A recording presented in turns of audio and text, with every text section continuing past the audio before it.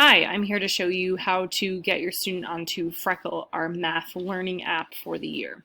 When your student logs into their computer, this home page will pop up. They will click on RES Wizards. After they click on RES Wizards, they will scroll down and find our animal icon, which is a panda, and click on that.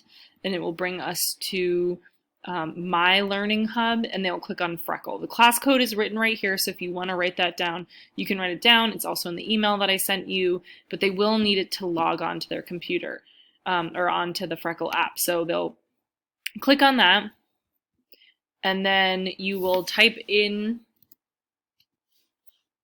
the class code.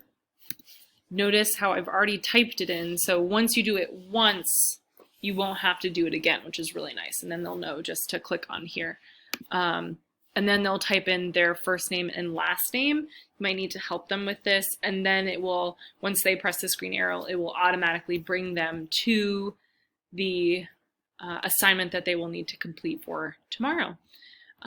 If you have any questions about how to get on, please feel free to email me. I'm happy to help you out.